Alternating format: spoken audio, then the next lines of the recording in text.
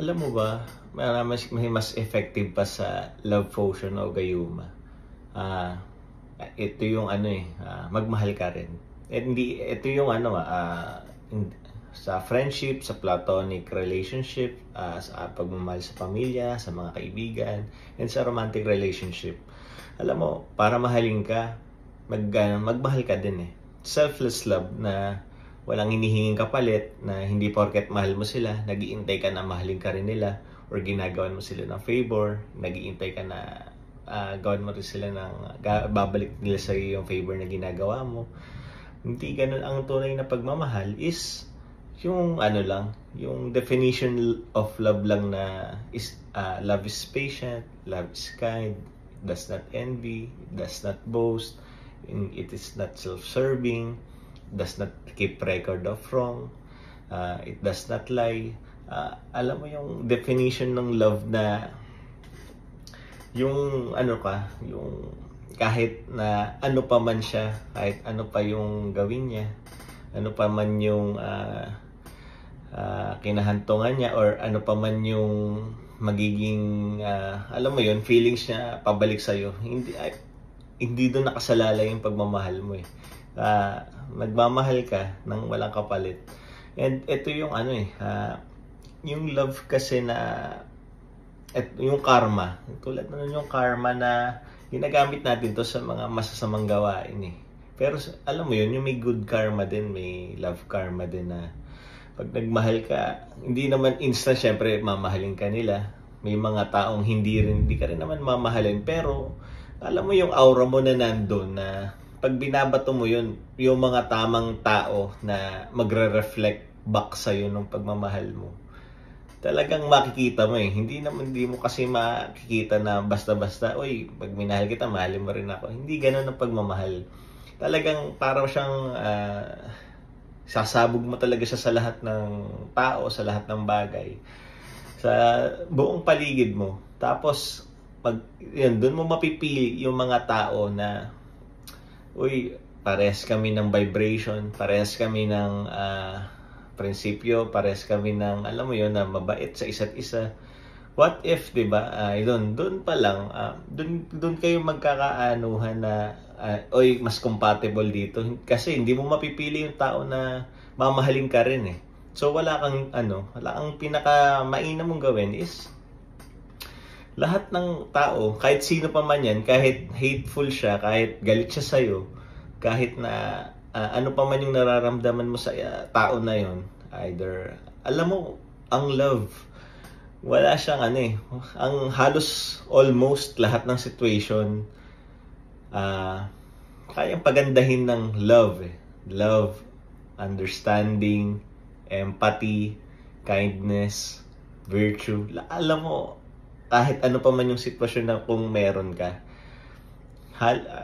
hindi ka pwede magkamali na yung tunay na love na walang hinihintay na kapalit na love halos hindi mo mapapasama yung sitwasyon pag nagmahal ka talaga ng totoo eh. Ganun din sa hatred. Wala akong alam na pag nag-hate ka ng isang tao or nagalit ka sa isang tao, mas gaganda yung sitwasyon.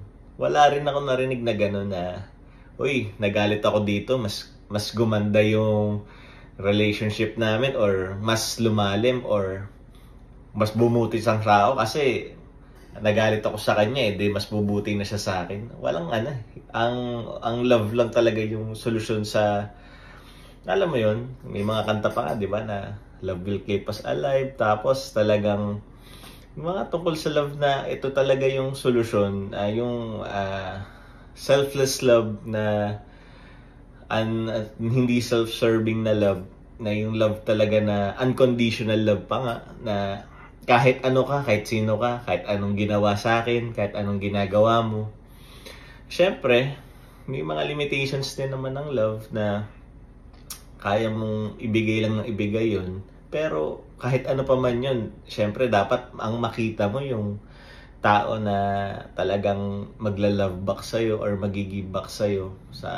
Ulitin ko lang hindi lang to pang romantic relationship, pang friendship, pang sa family, pang sa mga loved ones mo. sa mamimit mo sa future, talagang ang susi para makita mo yung mga taong compatible sa'yo, yung talagang mapagmahal din, magbibigay din ng love sa'yo, yung talagang mamahalin ka bilang kaibigan or kaklase or girlfriend or mga kapitbahay mo, yung talagang mamahalin ka is wala kang ulitin ko lang, wala kang kundi talagang ipakalat lang yung love. And ito lang yung bagay na talagang hindi almost na hindi sasama yung sitwasyon pag ito yung ginawa mo. So kalimutan mo yung hatred, love lang yung pairalin sa lahat ng bagay, sa lahat ng panahon, kahit sino pa man yun, kahit may ginawa sa yung masama, kahit na kagalit mo siya, or kahit na alam mo yun, yung kung ano man yung pinagdaanan nyo dati, always choose love. Always choose na mag-forgive, kalimutan yun. Kasi yung love na ibibigay mo, selfless eh.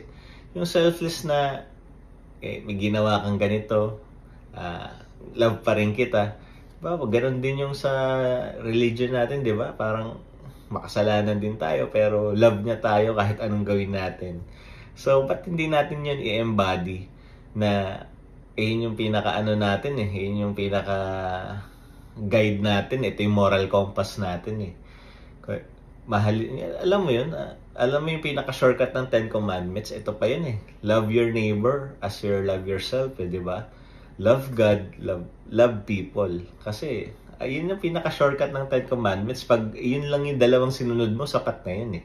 So, ang pinaka-ano ko lang is mas matindi pa to sa gayuma, sa love potion. Yung vibration mo, hopefully dapat laging puro pagmamahal lang yung pairalin, pagmamahal lang yung ito lang yung bagay na hindi mapagpapasama ng kahit anong sitwasyon eh.